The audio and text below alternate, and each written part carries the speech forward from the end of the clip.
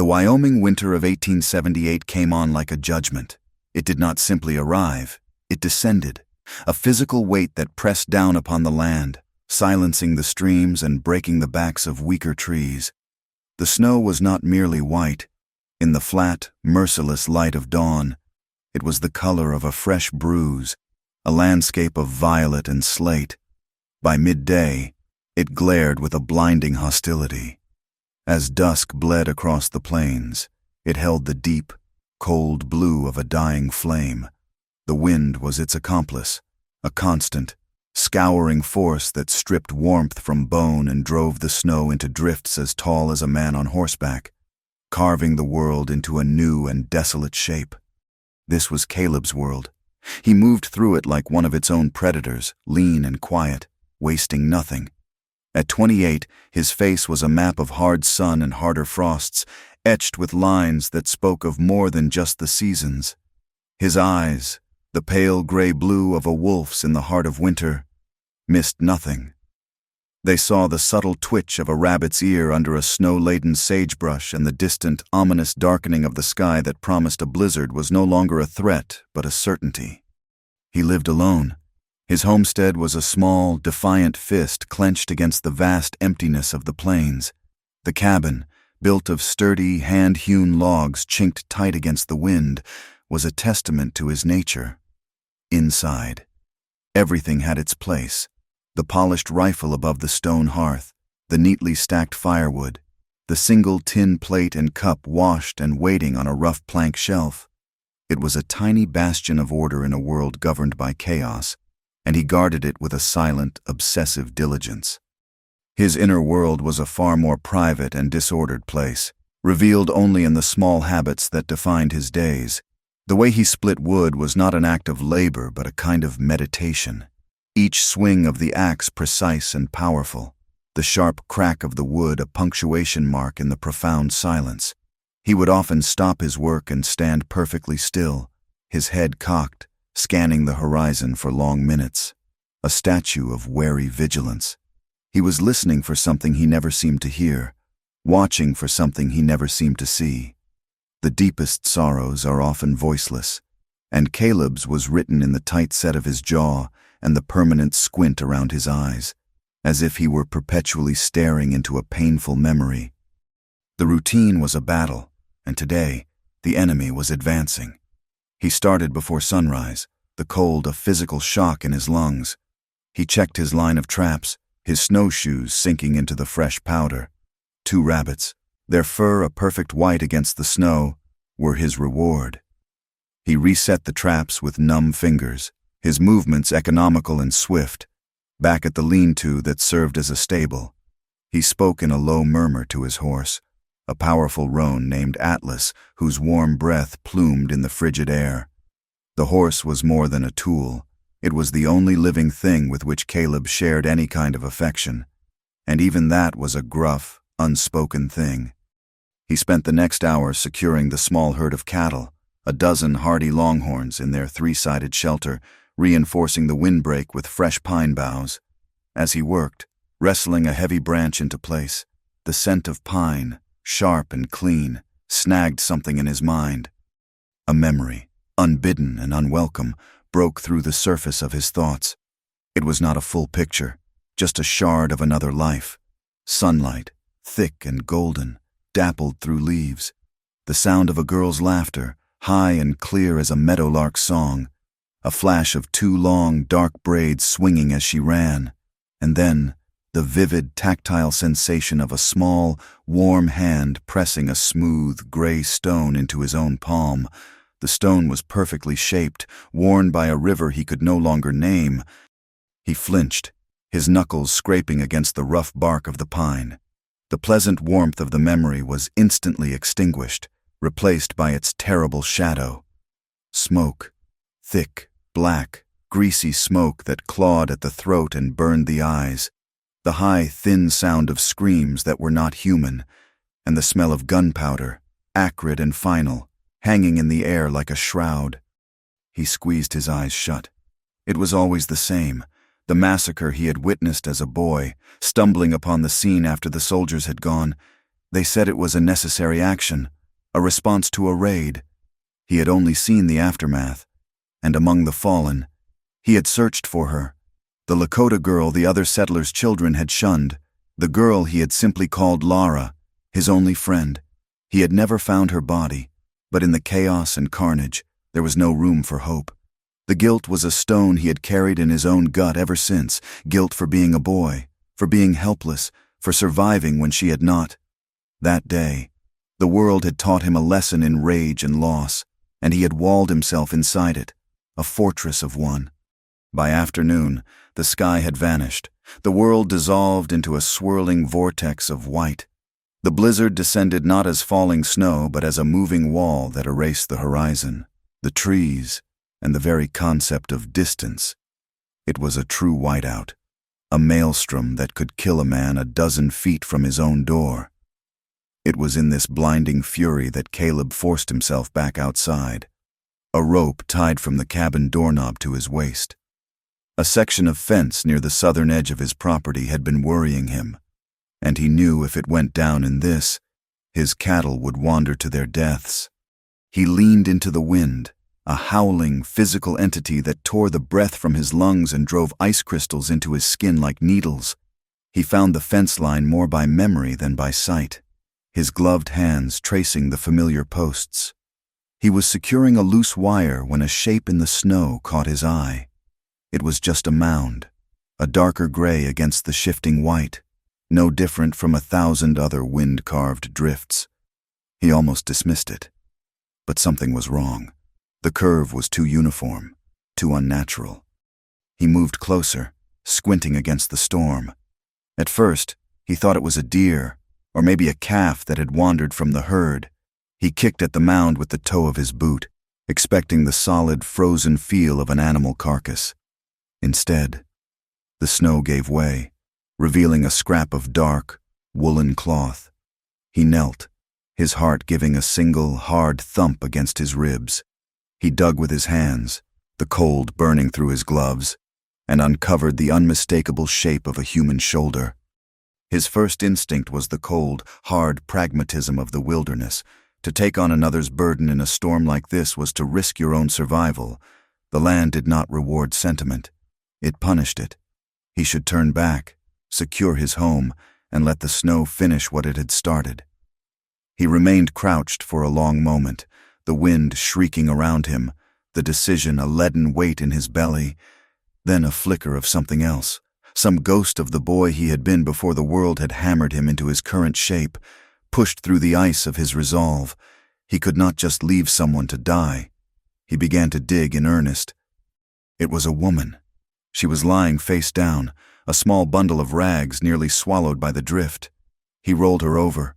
Her face was blue with cold, her lips cracked and pale. Ice clung to her eyelashes and hair. She was unconscious, her breathing so shallow it was almost non-existent, a dead weight.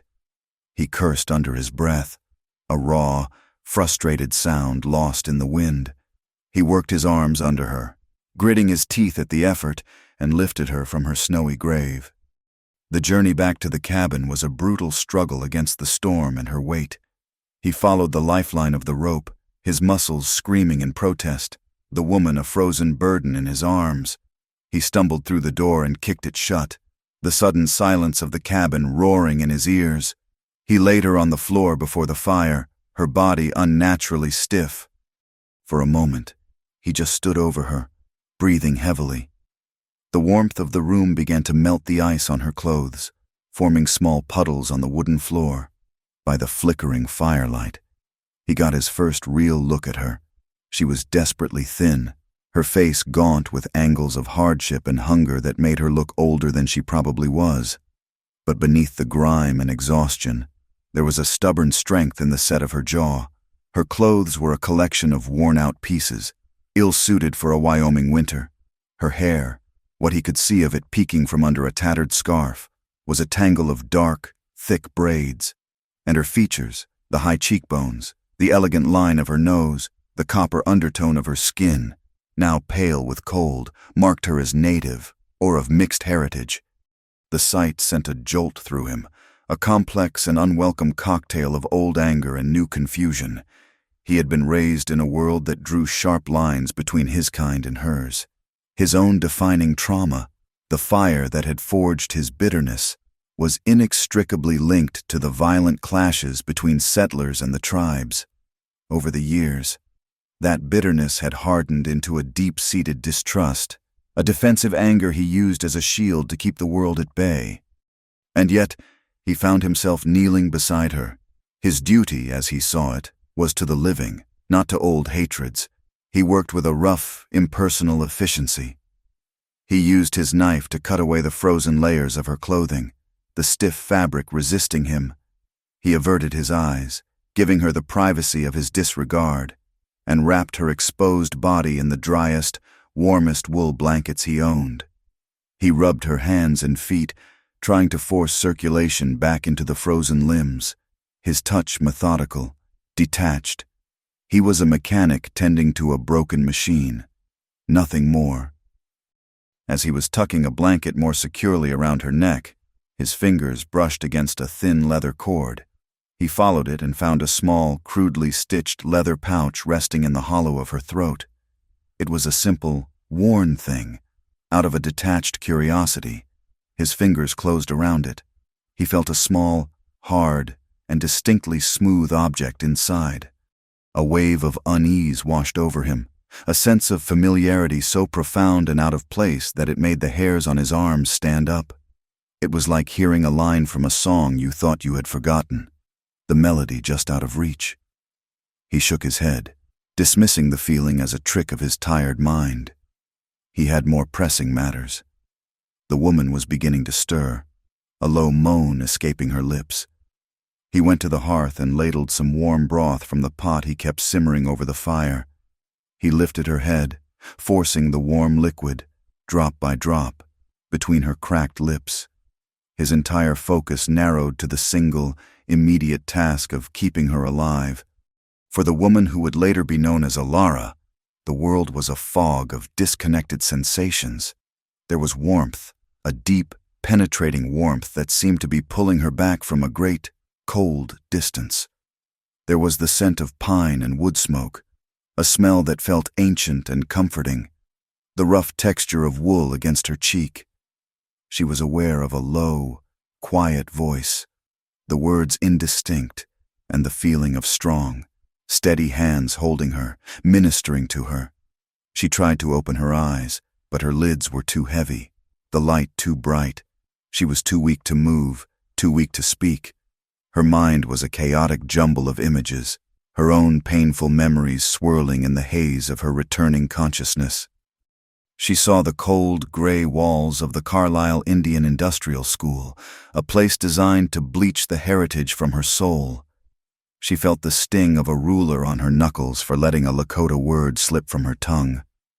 She heard the harsh, alien sounds of English being forced into her ears, the name Ilara given to her like a brand, erasing the name her mother had sung to her. She remembered the gnawing hunger, the constant cold, the profound loneliness that was 1,000 times colder than any winter storm. Her presence in this blizzard was the final act of a long and desperate escape, a pilgrimage back to the land of her birth, a frantic search for any last remnant of the world that had been stolen from her. And now, at the very end of her strength, she had fallen into the hands of a stranger. Days passed. The blizzard raged outside, a constant howling reminder of their confinement. The world was reduced to the four walls of the small cabin. A thick silence settled between them, heavy with unspoken questions and years of history. Caleb was watchful, his movements quiet, his face an unreadable mask. He tended to her needs without a word, leaving food and water by her bedside, adding wood to the fire while she slept. Ilara slowly, painstakingly, regained her strength. She would lie on the cot he had set up for her, her dark eyes following him as he moved about the small space.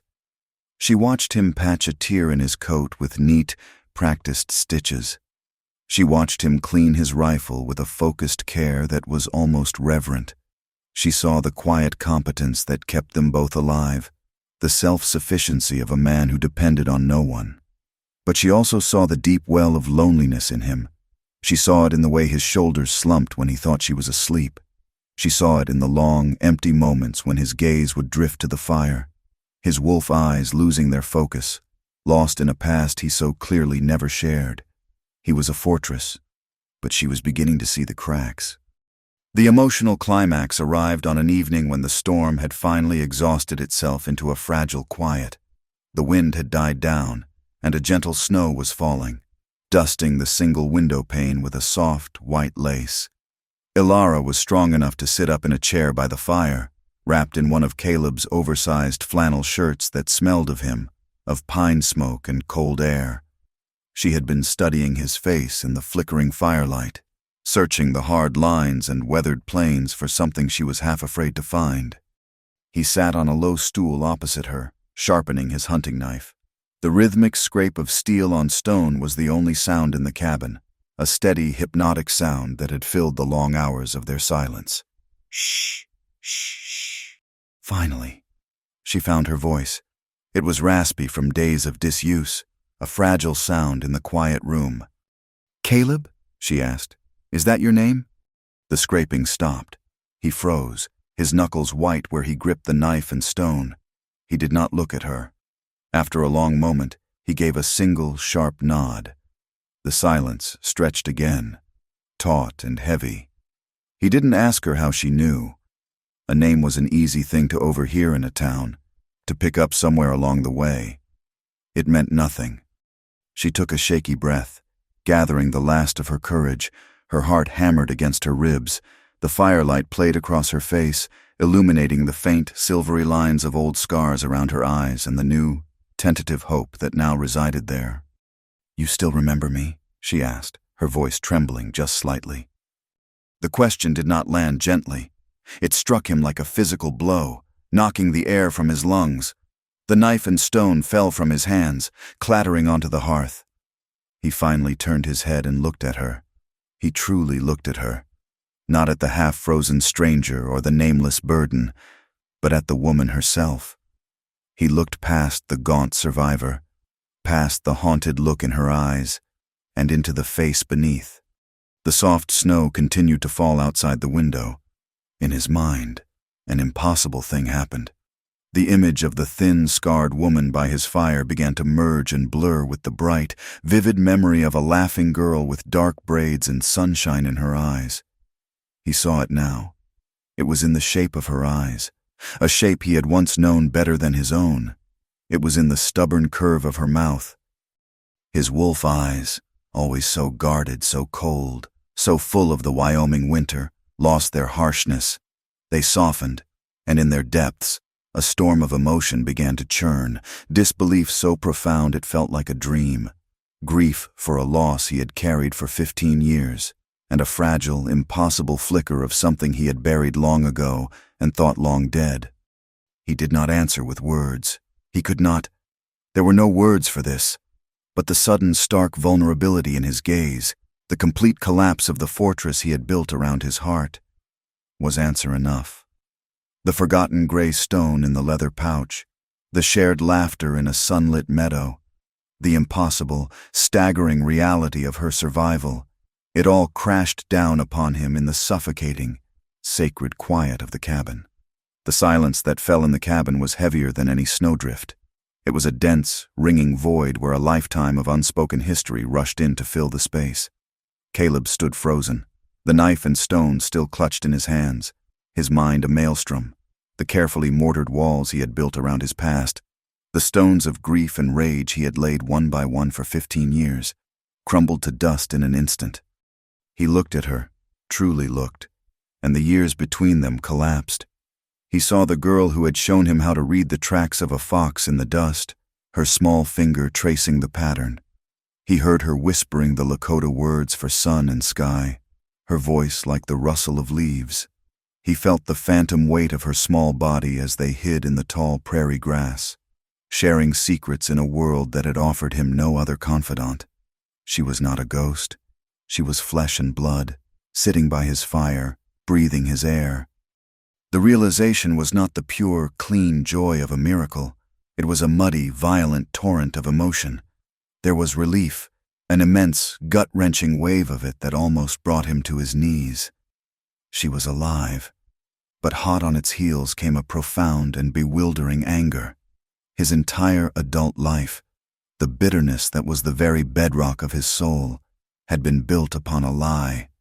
The lonely, hard man he had become was a monument to a grief that was a falsehood. He was angry at the world for what it had done to her, for the horrors he could only begin to imagine. He was angry at the faceless men who had torn their lives apart. And strangest of all, in a dark, irrational corner of his heart, he was angry at her. Angry that she had not been dead all this time, that she had allowed him to build his life on her grave. He could not breathe. The air in the cabin was too thick, too full of her impossible presence. He pushed himself to his feet, the stool scraping harshly against the floorboards. Without a word, without a glance in her direction, he turned, pulled open the heavy door, and walked out into the snow-filled night. The biting cold hit him like a physical blow, a welcome punishment.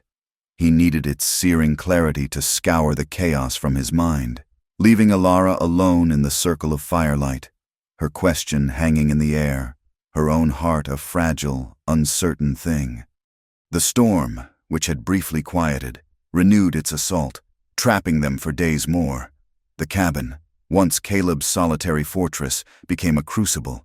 The forced proximity, the shared space no bigger than a horse stall, left no room for secrets to hide. An intimacy was forced upon them that neither was prepared for. And slowly, hesitantly, they began to talk.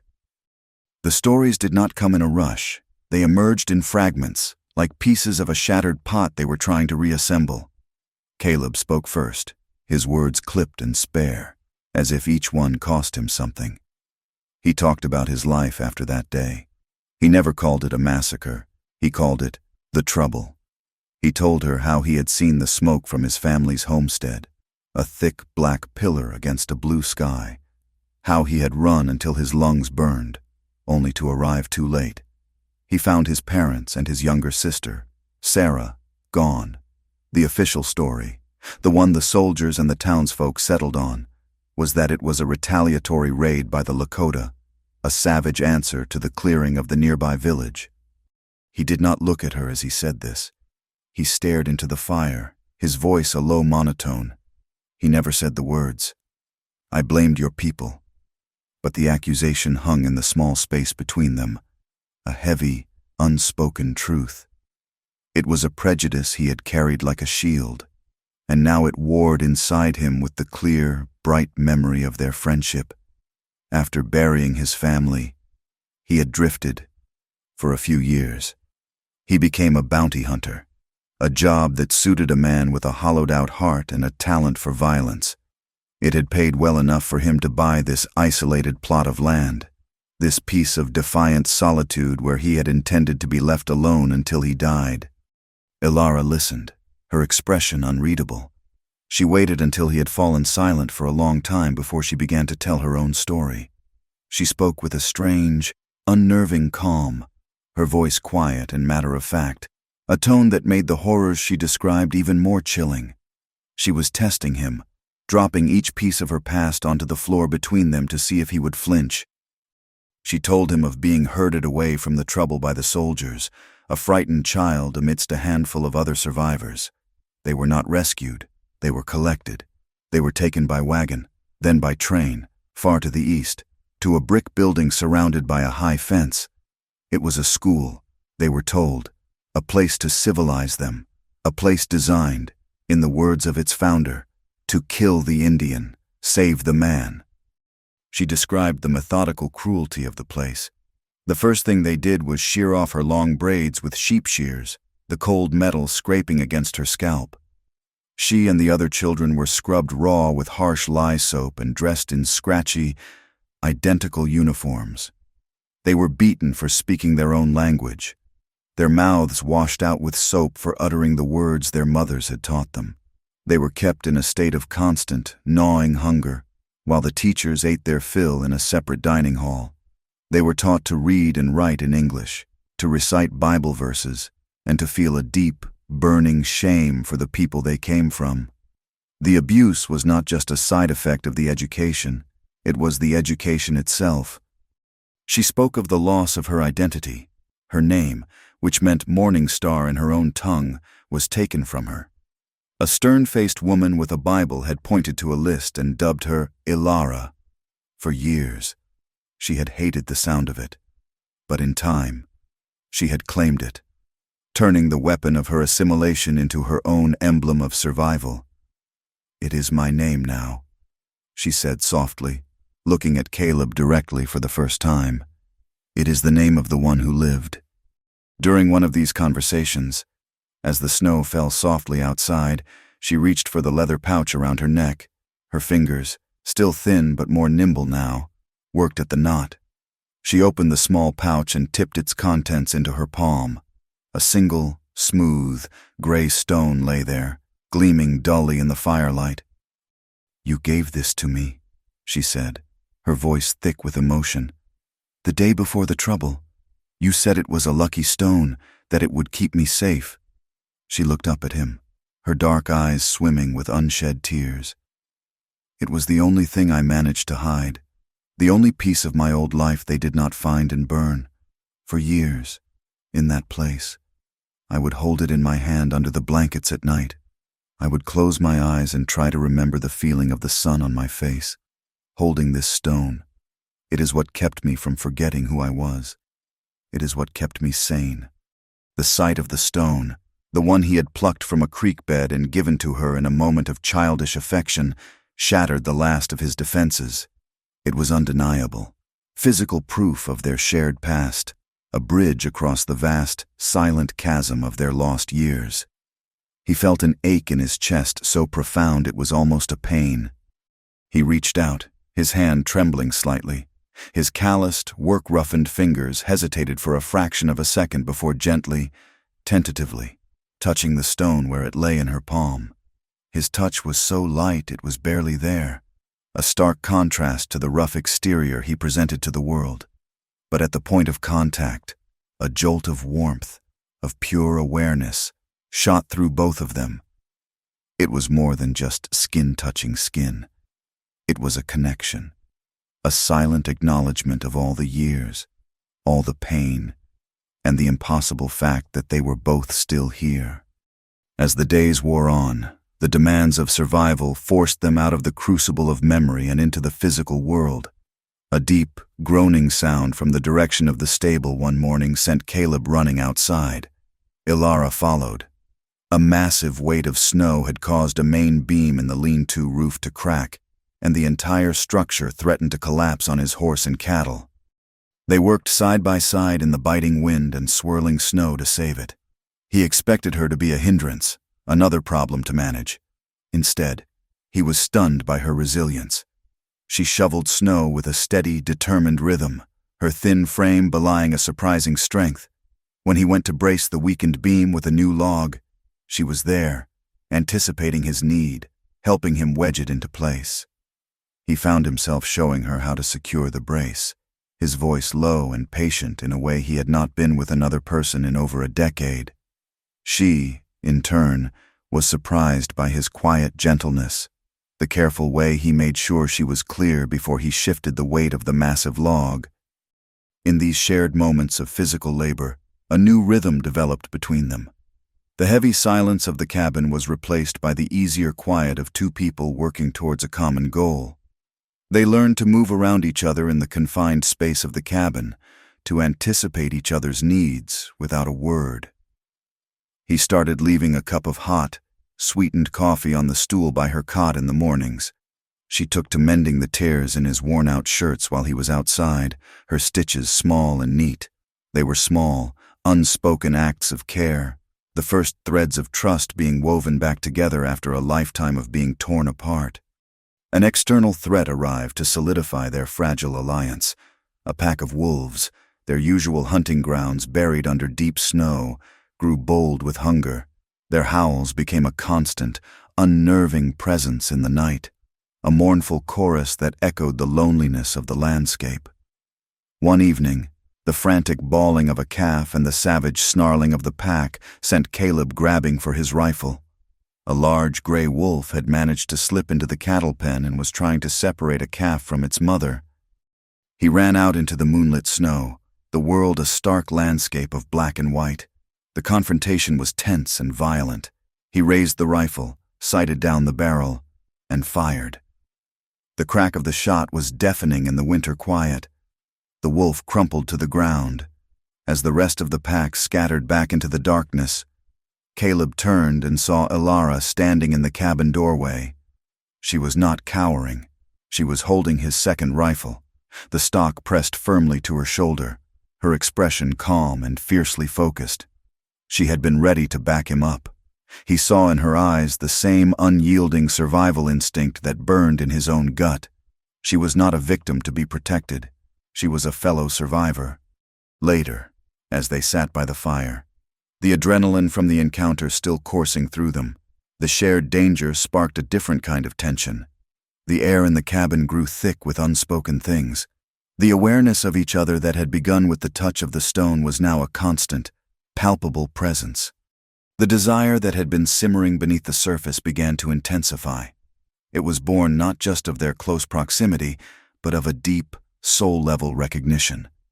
They were two halves of a shared trauma, two people who had been to the darkest edges of human experience and had somehow found their way back. They saw their own pain and their own stubborn resilience reflected in the other's eyes. One night, she was woken by a nightmare. A choked cry escaped her lips as she thrashed in her cot, her hands flailing as if to ward off invisible blows.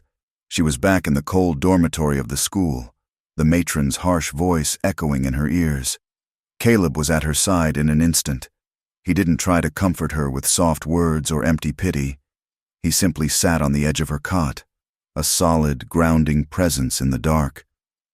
He did not touch her, but his shoulder occasionally brushed against hers, a silent reminder that she was not alone. He sat there, a quiet sentinel, until her breathing evened out and she fell back into a peaceful sleep. This shared vulnerability brought them to the edge of something new. A few days later, Caleb was clumsily trying to bandage a deep cut on his hand that he'd gotten while splitting wood. Ilara came over to him without a word. She gently took his hand in hers, unwrapped his crude bandage, and began to clean the wound with a cloth dipped in warm water. Her fingers were surprisingly deft and gentle against his rough, calloused skin. He watched her, his breath catching in his throat. Her dark hair had fallen forward, and he could smell the faint scent of pine and wood smoke that clung to it. He could feel the warmth radiating from her body, a stark contrast to the ever-present cold. Their eyes met over the simple task of tending to his wound, and the air between them crackled. The desire was no longer a subtle undercurrent. It was a palpable force, an intense longing for comfort, for connection, for a single moment of life-affirming warmth in a world that had only ever offered them coldness and pain. He slowly reached up with his good hand, his thumb brushing away a stray strand of hair that had fallen across her cheek. His touch was hesitant, questioning, freighted with 15 years of loneliness. In response, she did not pull away. She leaned into his touch, her eyes fluttering closed for a fraction of a second. It was a moment pregnant with possibility, a silent agreement that something new and powerful and terrifying was growing between them. They didn't act on it further. Not yet. The moment was too fragile, the ground beneath their feet still too unsteady, but the promise of it hung in the air, changing the dynamic between them forever. The blizzard had not just trapped them in a cabin, it had created an island in time, a sheltered space where two lost souls could finally, impossibly, begin to find each other again. The blizzard broke as if a spell had been shattered. One morning, they awoke not to the howling of the wind, but to a profound and unnerving silence. Outside, the world was a revelation of stunning, blinding white under a sky of the most brilliant, aching blue. Every tree branch was sheathed in ice, glittering in the new sun like a chandelier, and the snowdrifts rolled across the plains like a frozen ocean. The sheer beauty of it was sharp enough to hurt the eyes, a pristine and perfect landscape that bore no trace of the violence of the storm. This stark beauty was a lie. It masked a difficult new reality. The cabin, which had been their sanctuary, their entire world, now felt like a cage with a rapidly emptying larder. The flour sack was nearly flat. The salt was a gritty dusting at the bottom of its box, and only a handful of coffee beans remained. The isolation that had protected them and allowed their fragile bond to regrow was now a threat to their survival. Caleb knew they could not put it off any longer.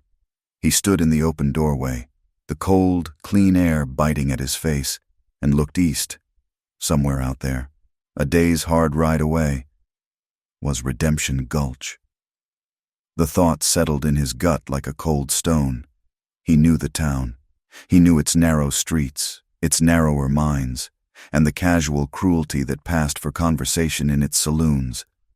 It was a place built on suspicion and governed by prejudice. He turned and looked at Alara. She was standing by the fire, her face thinner than he remembered from their childhood, but the strength in her was an undeniable current. He saw her high cheekbones, the elegant shape of her eyes, the rich, warm tone of her skin now that health had returned to it. He saw her native heritage, written as clearly in her features as words on a page. He knew that bringing her with him into that town was like carrying a lit torch into a powder keg. Every instinct for self-preservation he had honed over a decade of solitude screamed at him to leave her here, to go alone. But the thought of leaving her was now impossible. She was no longer a stranger he had rescued. She was a part of his world, and he would not, could not hide her away.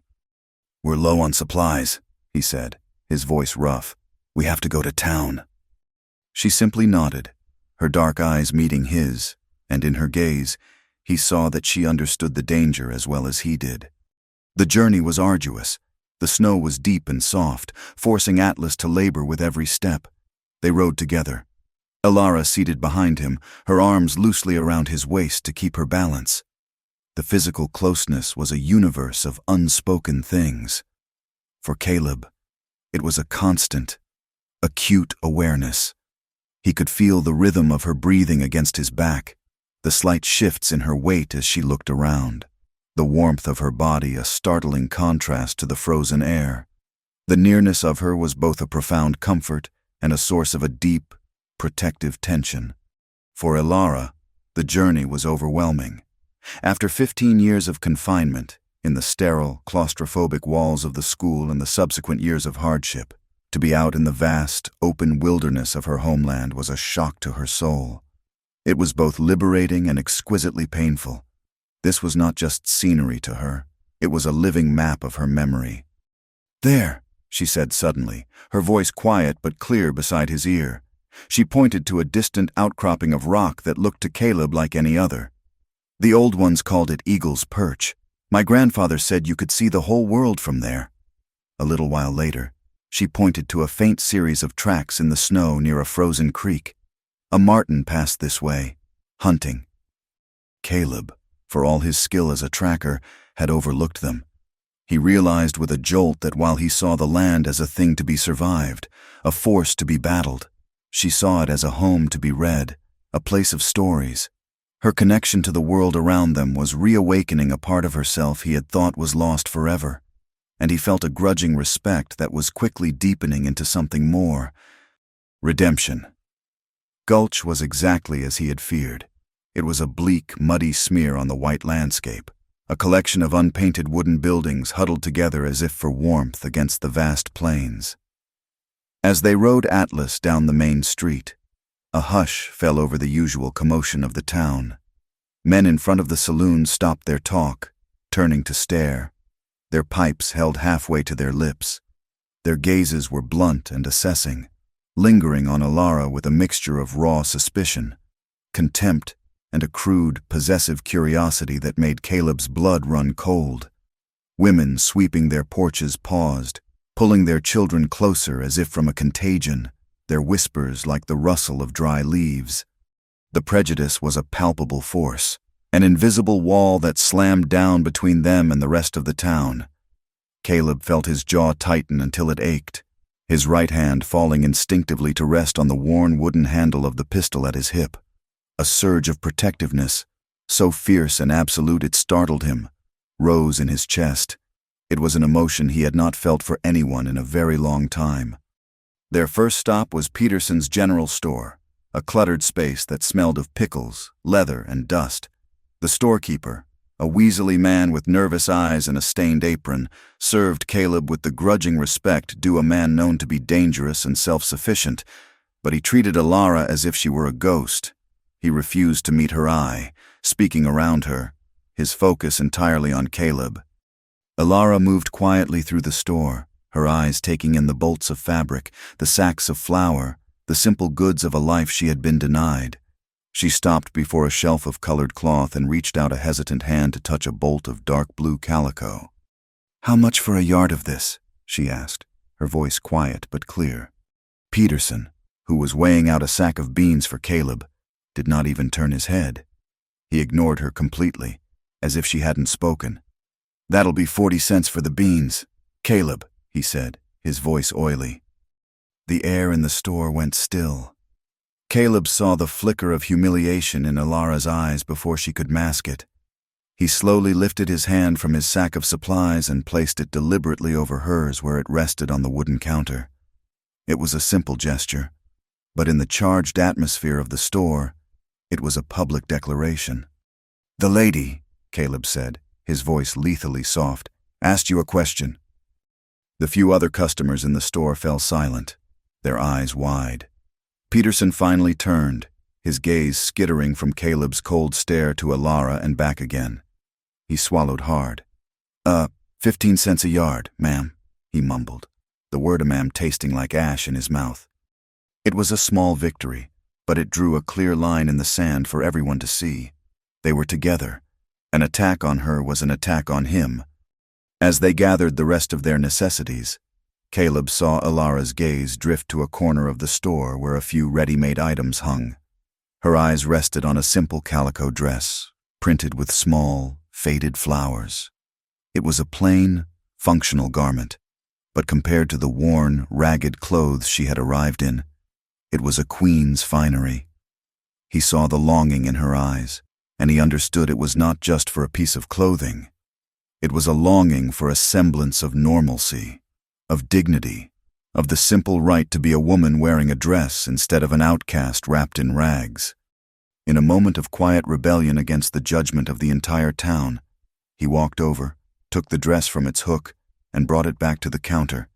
He didn't make a show of it.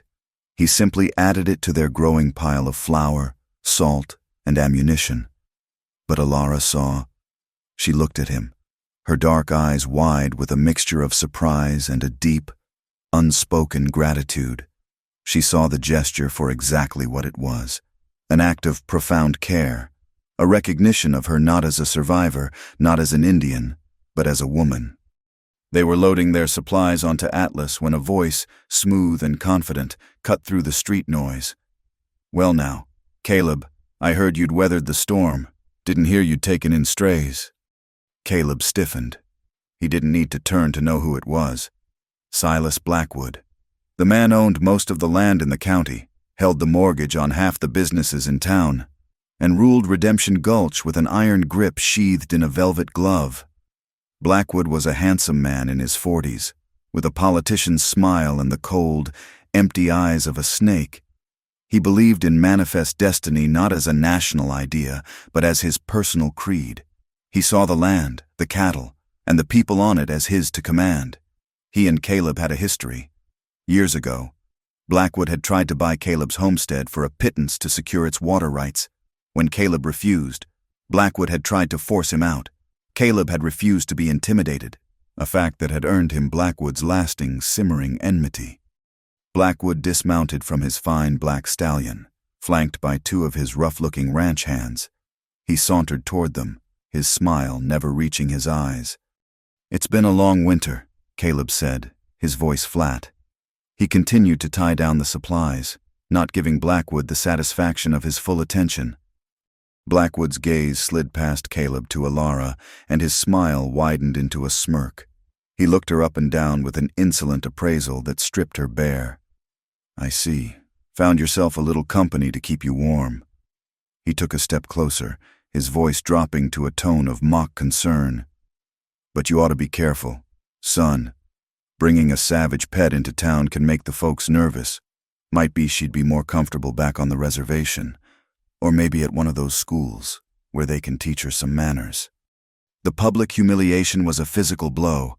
Ilara stood her ground, her face a mask of proud stoicism, her back ramrod straight. But Caleb, standing so close to her, could feel the fine tremors of rage and shame that ran through her body. That was when something inside him snapped. The carefully controlled, pragmatic man he had forced himself to become was consumed by a white-hot, protective fury. He did not draw his gun. That would have been too simple, too quick. Instead, he turned his body slowly and deliberately, stepping in front of Ilara, positioning himself as a human shield between her and Blackwood's venomous gaze. He looked directly at Silas Blackwood, and the wolf that lived behind his eyes was back. It was no longer the softened, wounded animal of the cabin. It was a predator, lean and hungry and promising violence. His voice, when he spoke, was lethally quiet, a low growl that cut through the silence of the street. "This lady is under my protection, Blackwood," he said. "Her name is Ilara, and if you, or any of these dogs you keep with you, so much as look at her wrong again, I will not hold the law responsible for what happens next. I will hold you, personally." The threat was absolute and unambiguous. The tension in the street was thick enough to cut with a knife. Blackwood's smile finally faltered. He was not used to being challenged, especially not by a homesteader over a native woman. He saw the utter lack of fear in Caleb's eyes, saw the deadly promise there, and for the first time, he seemed to recognize he had misjudged his man. He held Caleb's gaze for a long moment, then gave a short, humorless laugh. "Have it your way, wolf eyes," he sneered. He turned and swung himself back onto his horse. "But you'll find this country ain't got much room for your kind of charity." He gave them one last, lingering look, and his eyes promised retribution. Then he and his men wheeled their horses around and trotted away. They left town immediately, riding back out into the vast, silent plains under a cloud of hostility. The journey back to the homestead was quiet and somber. The raw ugliness of the town had intruded upon their sanctuary, poisoning the fragile peace they had built. The world was not going to leave them alone. But the confrontation had changed something essential between them. It had solidified their bond in a way that weeks of quiet conversation never could. They were no longer just two individuals with a shared, broken past. They were a unit, a partnership forged in public defiance of a hostile world. He had claimed her, and she had let herself be claimed. That night, back in the safety of the cabin, the emotional walls between them finally crumbled into dust. The shared danger, and Caleb's fierce, unconditional defense of her, had unlocked the final guarded chambers of Ilara's heart. The quiet tenderness he had shown her, culminating in the purchase of the dress and the stand against Blackwood, had breached his own last defenses. There was no more hesitation, no more fragile moments. As the fire burned low, casting long, dancing shadows on the walls, he looked at her, and she looked at him. There was a question in his eyes, a lifetime of loneliness and a new, terrifying hope. Her answer was in the soft parting of her lips, the silent invitation in her gaze. He crossed the small space between them and gently cupped her face in his hands. She was real. She was here. They came together not with the gentle exploration of new lovers, but with the intense, desperate passion of two survivors clinging to a life raft in a stormy sea. It was a claiming of one another, a fierce affirmation of life and desire in a world that wished to deny them both. It was a raw, profound act of love that served as a single, defiant beacon of hope against the encroaching darkness. In the weeks that followed their return from Redemption Gulch, a fragile and precious peace settled over the homestead. Their relationship, which had been forged in the crucible of a blizzard and tested by the fires of public hatred, had fundamentally changed. The cabin was no longer a temporary shelter from the storm. It was a home. The four walls that had once enclosed two wary strangers now held a shared life, a space filled with a rhythm that was both new and deeply, elementally comfortable. They fell into the quiet intimacy of people who have no need for words to understand one another. Their days were measured by the simple, profound acts of living. They would share meals, sitting across the small plank table, their eyes meeting over the rims of their coffee cups in moments of silent communion. In the evenings, they would sit before the fire, the comfortable silence broken only by the crackle of the flames, his hand often finding hers in the flickering shadows. He began to teach her how to shoot his pistol, his hands guiding hers, his body a warm, steady presence behind her as he showed her how to aim. He saw in her a quick study with a calm nerve, a reflection of the survivor she had always been. She, in turn, began to show him the secrets of the land as it awoke from the long winter. As the snow melted away in patches, she would lead him to the places where the first green shoots emerged, her fingers gently brushing the soil aside to reveal the roots of wild herbs. She taught him which plants could soothe a fever, which could be made into a poultice for a wound, and which could be brewed into a restorative tea. It was a knowledge passed down through generations, a wisdom of the earth that he, for all his practical skills, had never known. In these moments, they caught glimpses of the people they might have been if their lives had not been shattered by violence 15 years ago. They saw a quiet, capable man and a wise, resilient woman, building a life together under the vast Wyoming sky. The physical bond between them was a source of profound healing, a private, sacred space free from the judgment of the world, where they could be vulnerable and find a deep, restorative solace in each other's arms. It was a bubble of peace, beautiful and shimmering and utterly fragile. The outside world, however, does not forget, and it does not forgive defiance. Silas Blackwood was a man who measured his power by the fear he inspired, and Caleb's public defense of Ilara had been a direct challenge to his authority, an act of insubordination he could not tolerate. His retribution was not swift and open, it was slow and insidious, a campaign of harassment designed to poison their peace and break their spirit. It began small. One morning, Caleb found a section of his northern fence line cut, the wires snipped clean. 3 of his best cattle had wandered off. It took him a full day of hard riding to find them. A week later, he went to draw water from their well and was met with a foul, corrupting stench. Looking down, he saw the bloated carcass of a coyote floating in the dark water. It was a deliberate act of malice, designed to make their home unlivable. Caleb handled each incident with a grim, controlled fury. He spent 2 days dragging the animal from the well and purifying the water.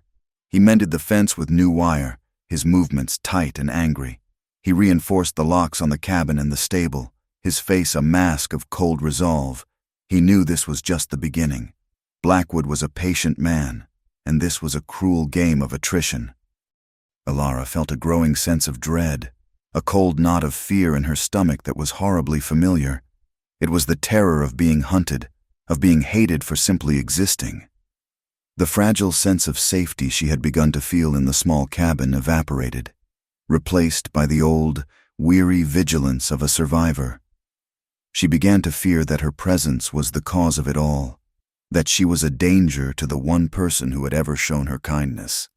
One evening, as Caleb was cleaning his rifle by the fire, she finally gave voice to her fear. "This is because of me," she said, her voice barely a whisper. "If I had not been here, he would have left you alone." Caleb stopped his work and looked at her, his wolf eyes softening. He reached across the small space between them and covered her hand with his. His touch was warm and firm. "Do not ever think that," he said, his voice low and intense. "They are not doing this because of you. They are doing this because of them, because of their own hate. This is their ugliness, Ilara, not yours." His words were a comfort, but the fear remained, a shadow lurking just beyond the firelight.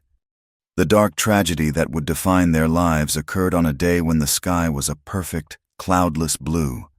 The last of the stray cattle from the cut fence were still missing, and Caleb knew he could not put off the search any longer. They were likely miles away, drifted into the rugged canyons at the far edge of his property. He was reluctant to leave Ilara alone. A gnawing unease coiled in his gut that he could not explain. He stood by the door, ready to leave, Atlas saddled and waiting. "Keep the door barred," he told her, his gaze serious, "and keep the rifle close. Do not open it for anyone." "I will," she said, forcing a small smile.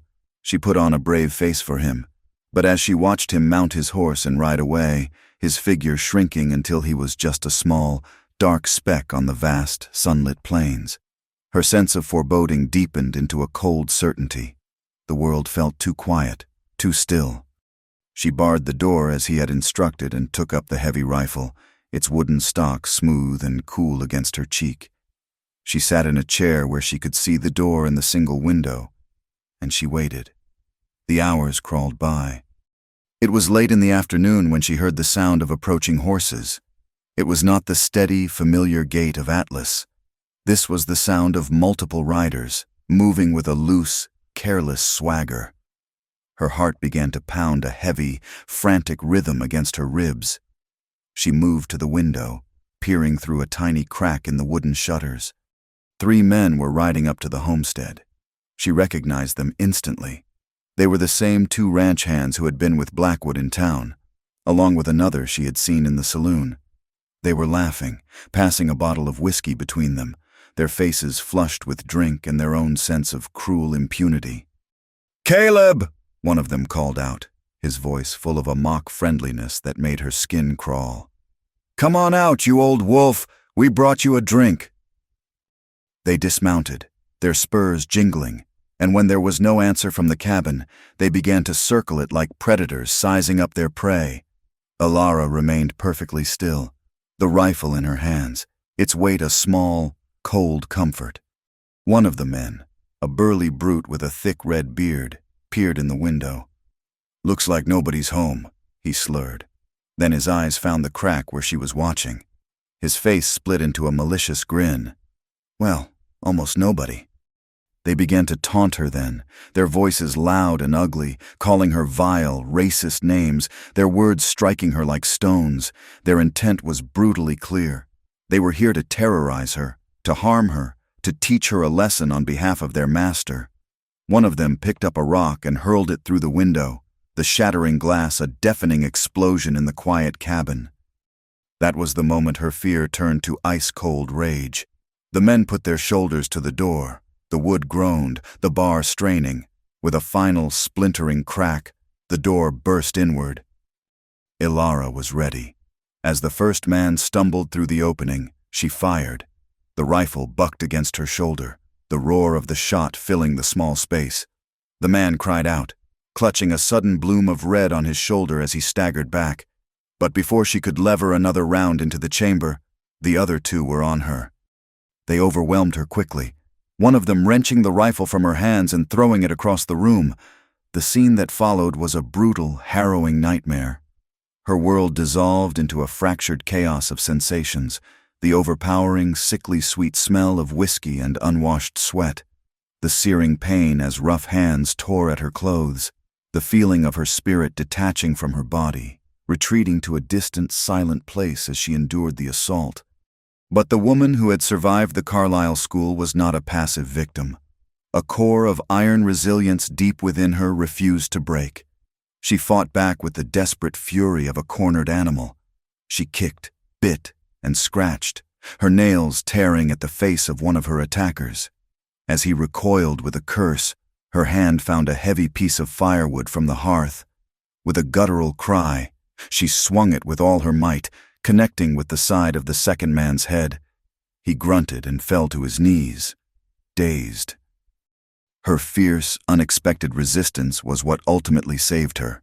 The wounded man, bleeding and unnerved by her ferocity, heard something in the distance, the faint, rhythmic drumming of a horse galloping hard. "Someone's coming!" he yelled, panicked.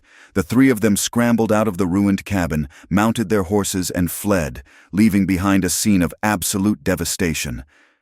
Caleb returned to a nightmare. He saw the splintered door from 100 yards away and spurred Atlas into a frantic gallop. He burst into the cabin, his gun drawn, his heart a cold, hard knot of dread. The inside of their home was trashed, the table overturned, their few possessions scattered and broken. And then he saw her. She was huddled in a corner, wrapped in a torn blanket, her body curled into a tight ball. Her face was bruised, her clothes were ripped, and her dark hair was matted with dirt. She was alive, but the vital, resilient light he had come to love in her eyes had been extinguished, replaced by a vacant, shattered stare. The sight broke something fundamental inside of Caleb, the controlled, pragmatic survivor, the man who met every crisis with a cold, calculated response, vanished.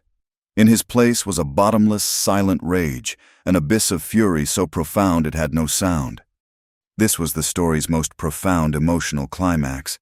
He did not bombard her with questions. He did not demand to know what had happened. He already knew. He holstered his pistol, and his movements became incredibly gentle, almost reverent. He knelt before her and slowly, tenderly, lifted her into his arms. She was as light as a broken bird.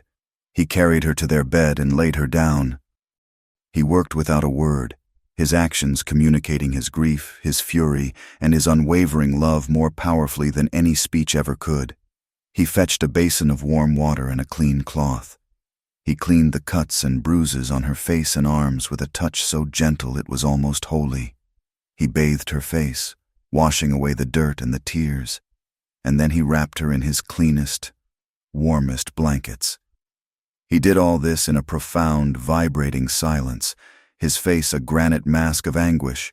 His wolf eyes were no longer just wary or predatory, they were filled with an abyssal darkness, a terrifying, bottomless void that held the promise of total annihilation for the men who had done this. Later that night, long after darkness had fallen, Ilara lay awake, staring at the ceiling, her body aching but her mind strangely calm and empty. Caleb sat in a chair by her side, a silent vigil in the dark, his hand holding hers. He had not left her side for a moment. He finally spoke. His voice was not the one she knew. It was a low, terrifying growl, a sound that came from the deepest, most dangerous part of him. "I will find them," he said. It was not a promise of justice. It was a vow of vengeance, cold and absolute. He began to speak their names. "The one with the red beard is named Finch. The one she shot in the shoulder is Miller. The other one is called Jed." He knew them. He had seen them in town, had marked them as Blackwood's dogs. "I know where they live, I know where they drink, and I know what I am going to do." In this moment of shared darkness, their love was stripped down to its most elemental core. It was no longer a bond of shared memories and gentle healing. It was a bond forged in blood, trauma, and a shared, unquenchable thirst for retribution. Ilara slowly turned her head on the pillow and looked at him. And in her eyes, behind the pain and the shock, he saw something else. He saw the first faint, glowing embers of her own fierce resilience beginning to rekindle in the darkness. She did not weep. She did not plead with him to stop. She gave a single, slow nod. It was a silent consent to the violence to come. They were united now in this dark and terrible purpose. The fragile, shimmering glimmers of hope had been brutally extinguished. Now, only a reckoning remained. The quest began at dawn. The man who awoke was not the quiet homesteader who had found a fragile peace in a shared life. The homesteader was dead, buried under an avalanche of grief and rage. The man who rose from the bed was a ghost from Caleb's past, the lethal bounty hunter, a creature of pure, cold focus. His movements, once economical and purposeful for the sake of survival, were now sharp, efficient, and imbued with a singular, deadly intent. The transformation was terrifying in its completeness. He did not work in a frenzy. His rage was not a hot, explosive thing. It was a glacier, immense and slow-moving and capable of grinding mountains to dust. He spent the entire day preparing, and his methodical calm was far more terrifying than any outburst could have been. He began with his weapons. He sat at the table and carefully disassembled his Colt pistol, cleaning each part with an oiled rag until the metal gleamed with a dull, malevolent light. He did the same with his rifle. He took out his long hunting knife and sharpened it on a whetstone, the rhythmic scrape of steel on stone a menacing whisper in the quiet cabin. Every action was precise, reverent, a sacrament in a dark new religion. He packed a small saddlebag with only the essentials: boxes of ammunition, a strip of dried jerky, the whetstone, and a canteen of water.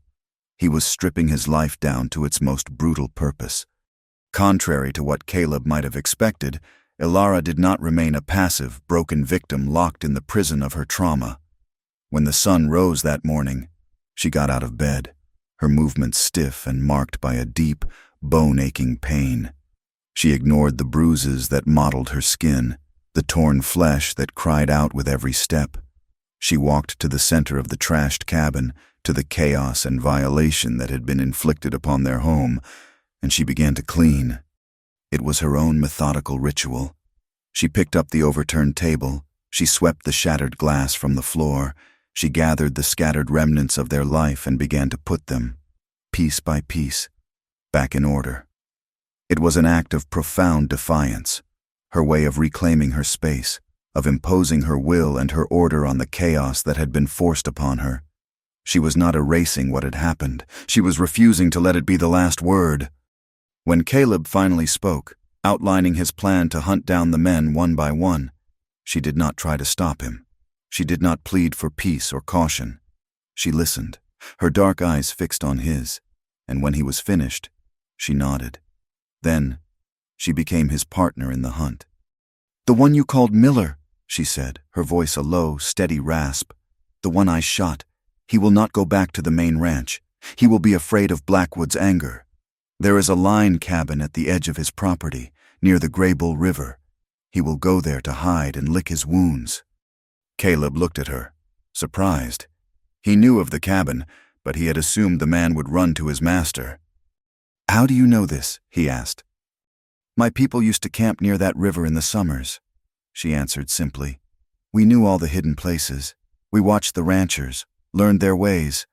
She went to the table and, with a piece of charcoal from the fire, began to sketch a map on a piece of scrap leather. "And Finch, if he tries to run east, he will take the main trail. But there is a faster way, a hidden way, a narrow canyon that cuts through the foothills. It is a dangerous path, but it will save a day's ride. A man in a hurry, a man who is scared, will take that risk." She was drawing on the deep, ancestral knowledge of the land, a knowledge that was not found on any settler's map. She knew this country in a way Caleb never would. She was giving him more than information. She was giving him tactical advantages, turning the wilderness itself into his accomplice. This act of participation was a crucial part of her own healing. It was her way of fighting back, of seizing her own agency from the men who had tried to steal it. She was not just a victim. She was the huntress directing her wolf. The first target was Miller, just as Ilara had predicted.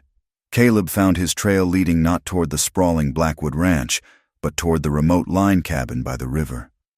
He tracked the man through the melting snow and rugged terrain for a full day, a silent, gray ghost in the wilderness.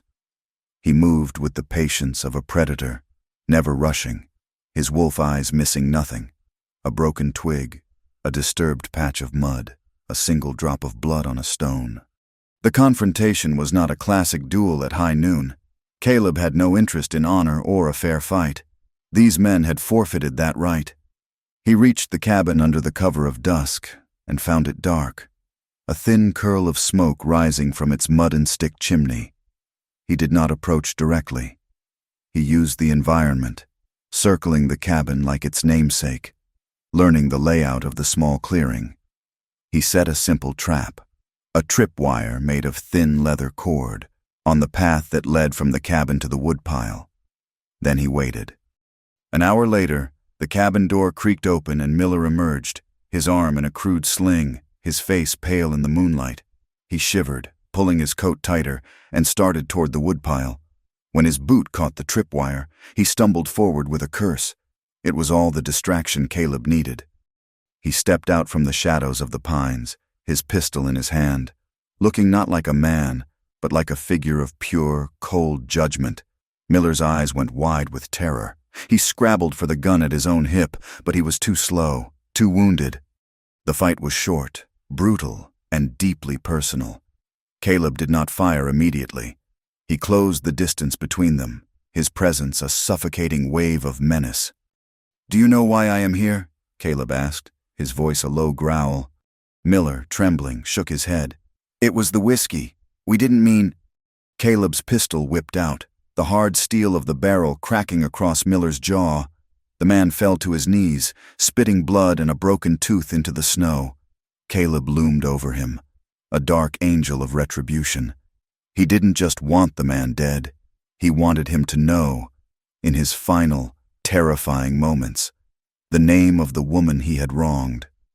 "Her name is Alara," Caleb said, his voice dropping to a whisper that was more terrifying than any shout. He let the name hang in the frozen air. "Her name is Alara." He watched the dawning comprehension and absolute terror in the man's eyes. Then he fired. News travels fast in a sparsely populated land. A lone trapper, checking his lines along the Graybull River, found Miller's body 2 days later and rode into Redemption Gulch with the story. The news spread like a prairie fire. Silas Blackwood and his remaining 2 men, Finch and Jed, knew instantly that Caleb was coming for them. A thick blanket of fear descended upon the town. They saw Caleb now, not as a man seeking justice, but as a rabid dog let off the leash. The townsfolk who had once shunned him and Alara now locked their doors at night, their prejudice intensifying, now colored with a visceral terror. The second man, Jed, was the one Alara had dazed with the piece of firewood. He was a coward at heart, and the news of Miller's death broke his nerve completely. He packed his horse in the dead of night and fled, heading east, hoping to disappear into the vastness of the country. He took the main trail, just as Alara had suspected a frightened man would. But Caleb was not on the main trail. Guided by the charcoal map on the piece of leather, Caleb rode hard through the night, taking the hidden canyon path. He emerged from the narrow passage, his horse slick with sweat, and positioned himself on a rocky ledge overlooking the main trail below. He waited. Just after dawn, he saw him, a lone rider, pushing his horse too hard, constantly looking over his shoulder. It was Jed. The confrontation was a chase, a desperate flight and a relentless pursuit through the winding, rocky badlands. Caleb did not rush. He herded his prey, cutting off any chance of escape, driving him deeper into the desolate landscape. The chase culminated in a standoff in a narrow box canyon. Jed's horse was spent and he was trapped, his back to a wall of sheer rock. He slid from his horse, his gun shaking in his hand, his face a mask of sweat and terror. "Don't kill me," he blubbered, dropping his weapon. "It wasn't my idea. It was Finch and Blackwood. He put us up to it. It was the whiskey. She fought back like a cat." He tried to bargain, to blame everyone but himself. Caleb's response was a cold, absolute silence. He dismounted, his face carved from stone. His judgment was absolute, but he needed one more thing. He spent the next hour with the terrified man, his voice a low, menacing threat, and when he was done, he had a full confession, detailing Blackwood's orders and the names of all involved, scrawled on a piece of paper he had taken from Jed's saddlebag. The conclusion was swift and final. He left Jed's body where it fell, a stark warning to any who might follow. The climax of the hunt was the final confrontation with Silas Blackwood. Blackwood was not a coward like Jed. He was an arrogant tyrant, a man who believed his wealth and his power made him untouchable. He did not run. He fortified his sprawling ranch, posting armed guards at his gates, convinced that Caleb would attempt a direct, foolish assault. But Caleb, with Alara's strategic input, did the unexpected.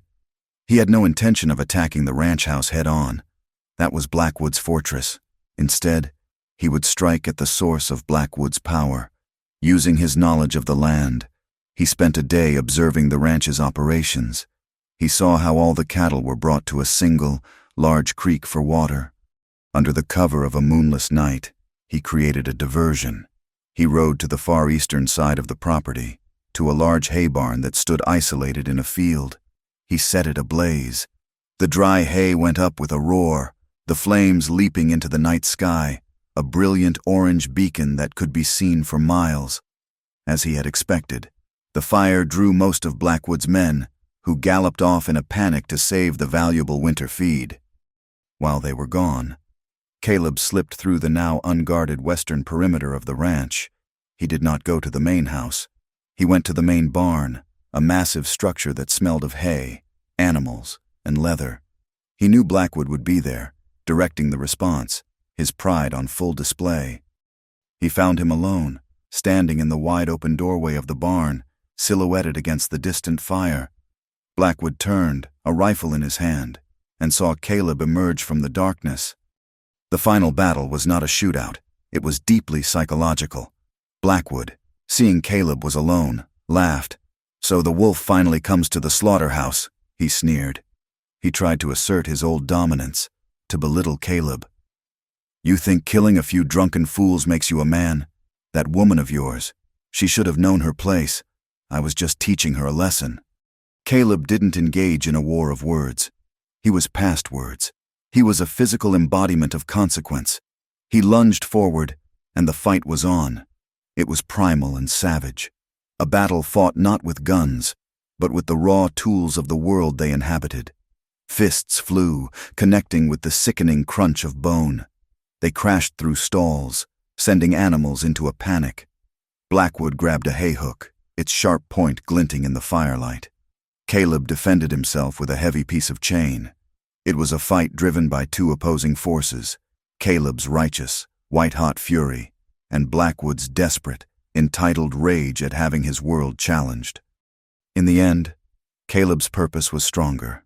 He was younger, faster, and fueled by a grief and love that Blackwood could not comprehend. He disarmed the older man and, with a final, brutal series of blows, brought him down. He had Blackwood at his mercy, broken and bleeding on the dirt floor of the barn. The temptation to kill him, to end it right there, was an overwhelming, roaring fire in his blood. He raised a heavy harness buckle, ready to bring it down and crush the life from the man who had destroyed his peace. But then, in that moment of absolute rage, he thought of Ilara. He did not see her bruised and broken in the corner of the cabin. He saw her as she was that morning, her movements stiff with pain, but her will unbroken, methodically cleaning their home, imposing order on the chaos, reclaiming her life. He realized with a sudden, stunning clarity that killing Blackwood in a rage would make him a mirror of the very thing he despised. It would make him just another man driven by violence and hate.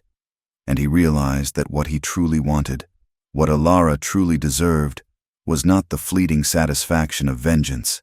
It was justice. He lowered his hand. He did not kill Silas Blackwood. Instead, he hauled the beaten, groaning man to his feet. He tied his hands and, using the confession he had forced from Jed, he wrote out a second, more detailed one, forcing Blackwood's trembling hand to sign it. He hauled his prisoner, beaten and broken, not to a shallow grave, but to the front door of the town sheriff. He threw the confession on the desk. He left Silas Blackwood to the flawed, slow, and public justice of the white man's world, a fate of imprisonment and public disgrace that, for a man of Blackwood's immense pride, was 1,000 times worse than a quick and honorable death. He had dismantled his power, his reputation, and his life without becoming a murderer. Caleb walked away from the sheriff's office as the sun was beginning to rise. He did not feel the triumphant satisfaction of vengeance. He felt only the heavy, weary, and profound weight of justice finally, terribly, served. The ride back to the homestead was long and silent. Each mile a heavy stone added to the weight of Caleb's exhaustion. He was not triumphant. The brutal satisfaction of the hunt had bled out of him, leaving behind a hollow ache. He had waded through violence and darkness, and it had left its stain on his soul. He returned not as a conquering hero, but as a soldier coming home from a war he was not sure he had truly won. He saw the cabin from a distance, a thin plume of smoke rising from its chimney into the pale morning sky. It was a beacon of impossible hope in the vast, empty landscape. Ilara was waiting for him. She must have been watching for hours, because she was standing in the doorway before he had even reached the clearing. There were no celebratory words, no questions about the fate of the men who had wronged them. She simply looked at him, her dark eyes taking in the state of him, the new cuts and bruises that mapped his face, the blood on his knuckles, the deep, bone-weary exhaustion that seemed to pull him down in the saddle. She saw the journey he had taken, and the cost of it. He dismounted, his body stiff and sore, and she met him halfway. She didn't speak. She just raised a hand and gently touched a cut on his cheek, her touch a silent acknowledgement of his pain. She led him inside, and the quiet, somber aftermath began. In a profound and unspoken role reversal, she tended to his wounds just as he had once tended to hers. She brought a basin of warm water and a clean cloth and began to wash the grime and blood from his face and hands. Her movements were gentle, sure, and full of a quiet reverence.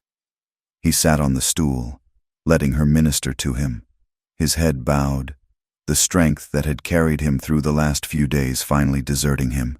She cleaned his cuts, dressed his bruised knuckles, and then simply sat with him in the quiet, her presence a comforting anchor in the turbulent sea of his emotions. In that moment, the cycle was complete. They had both been saviors and saved, warriors and wounded. They were equals in their suffering and in their survival. The world outside the homestead had been irrevocably changed. The news of Silas Blackwood's downfall, hauled into town beaten and bound like a common criminal, sent shockwaves through Redemption Gulch. With his iron grip gone, the power dynamics of the town shifted like stones in a landslide. Men who had lived in fear of him now spoke his name with contempt. Debts he had held over people were suddenly null and void. A kind of cautious freedom seemed to settle over the town. Some of the townsfolk, the ones who had remained silent out of fear, began to speak of Caleb with a grudging, wary respect. They saw him not as a hero, but as a force of nature, a man who had delivered a harsh but necessary justice to a tyrant. But this respect was still tinged with a deep and abiding fear. He was the wolf who had come down from the hills, and though he had killed a predator that threatened them all, he was still a wolf. The deep-seated prejudice against Ilara remained, now woven together with the fear of the man who had protected her so fiercely. They were no longer openly harassed when they had to ride into town for supplies. No one dared to meet Caleb's cold gaze for too long, but they were still outcasts, viewed as a dangerous anomaly, a thing that did not fit. They were accepted now as a fact of the landscape, like a harsh winter or a mountain lion, something to be given a wide berth, something to be whispered about behind locked doors. Caleb and Ilara both knew, without ever having to say the words, that they could never truly be a part of that world. Their peace could not be found in the society of others, in the pews of a church or the chatter of a general store. It could only be found with each other, and in the wild, unforgiving land that understood them both. They faced a choice. They could leave, sell the homestead and search for a new place, a new beginning somewhere over the mountains where their story was not known. Or they could stay, and build a life on this small piece of ground that had been consecrated by both their love and their pain. They decided to stay. To leave would have felt like a retreat, a concession that the hatred of others had the power to move them. This land, scarred as it was theirs. The cabin, with its mended door and its ghosts, was their home. Here, they would make their stand. The process of healing was slow, arduous, and non-linear. It was not a steady march toward the light, but a stumbling journey with steps taken both forward and back. It was a process best seen in a series of quiet, realistic vignettes, the small, everyday acts of rebuilding a life. Caleb began the arduous process of rebuilding their home. With a grim determination, he crafted a new, stronger door from seasoned pine, fitting it with a heavy iron latch. He carefully replaced the shattered window, letting the clean, clear light back into the cabin. He reinforced the stable and mended every last inch of his fence line, his labor a form of penance and a defiant declaration of permanence. Ilara started a small garden in a patch of sun-drenched earth behind the cabin. She turned over the dark, rich soil, her hands finding a familiar rhythm in the work. She planted seeds for corn, beans, and squash, the three sisters of her people's tradition, along with hardy greens and potatoes. These were acts of faith, a quiet, stubborn belief in a future, in the nourishing power of the earth. There were good days. Days filled with a comfortable, easy silence as they worked on their separate tasks, aware of each other's presence as a constant, reassuring warmth.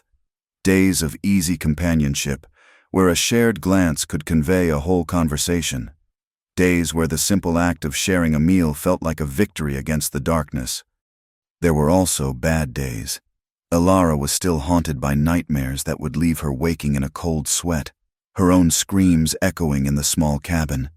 On those nights, Caleb would be there, not with easy platitudes, but with his steady, unwavering presence, a solid rock in the stormy sea of her memory until the terror subsided. And Caleb struggled with his own ghosts. He had taken life, and the weight of it was heavy on his soul. He grappled with the fact that the same cold, lethal darkness he had fought in Blackwood and his men resided in him as well. There were days when he would grow quiet and distant, his wolf eyes staring at something far away, and Alara would learn to give him his space. Knowing that some battles had to be fought alone, they learned to navigate these moments, offering each other not easy solutions, but the profound gift of their silent support. One clear afternoon in late spring, they rode Atlas up to a high ridge that overlooked their land. The last of the snow had melted, and the first signs of new life were everywhere. Small, tenacious wildflowers, purple, yellow, and blue, pushed their heads up through the damp earth. The air was clean and smelled of pine and wet soil. From the ridge, they looked down at their small homestead, the cabin, the stable, the newly fenced pasture, the small, dark square of Alara's garden. A thin, steady plume of smoke rose from the chimney. It looked so small, so fragile against the vast, sweeping grandeur of the west, with its endless plains and the jagged, snow-capped mountains on the far horizon. "My people believe the land remembers everything," Alara said softly, her voice almost carried away by the gentle breeze. She was not looking at the cabin, but at the land itself. Every birth, every death, every battle, every prayer, it is all held here. She turned to him, her expression not one of deep sorrow, but of a quiet, profound sense of continuity. "Our story is a part of it now, Caleb, just like the stories of my ancestors who walked this ground, the good and the bad. It is all held here." In her voice, he heard that she was no longer just a survivor of a great tragedy. She was the keeper of a legacy, the living memory of her people. Her words seemed to unlock something deep inside of him. He looked down at the homestead, at the life they were trying to build, and he finally opened up about the ghosts of his own family. He had only ever spoken of them in the context of their violent deaths. Now, for the first time, he spoke of their lives. He talked about his father's booming laugh, and his mother's skill at baking bread, and he talked about his little sister, Sarah. He shared a happy memory, telling Alara about a time Sarah had found a baby bird that had fallen from its nest, and how she had cared for it with a fierce and gentle devotion until it was strong enough to fly away. In sharing their deepest griefs under the vast, open sky, they lightened the burden for each other. They transformed the painful memories from solitary, haunting ghosts into a shared history. Their love, born in a blizzard and forged in violence, was no longer a passionate, fiery thing. It had deepened and settled into a quiet, resilient partnership, as strong and as enduring as the mountains on the horizon. The story does not end with a promise of a perfect, painless future. The scars they carried, both visible on their bodies and invisible on their souls, would always be a part of them. The world outside their small patch of land was still a hard and often unforgiving place, but it ends with a powerful, unshakable sense of hope. The final scene takes place months later. The vibrant greens of summer have faded to the golds and browns of autumn, and the first snow of the next winter has begun to fall. It is not a blizzard this time. It is a gentle, quiet snowfall, the flakes drifting down from a soft gray sky like a blessing. Inside the cabin, a fire roars in the hearth, casting a warm, golden glow on the room. The home is secure, the shelves stocked for the winter, the woodpile high. There is a deep and abiding peace in the small space. Caleb sits in his chair, his head bent in concentration, his strong, capable hands repairing a piece of leather tack.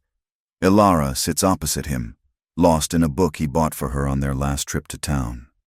He looks up from his work, his gaze falling upon her. He watches her for a long moment, the way the firelight catches the curve of her cheek, the quiet intensity of her expression as she reads.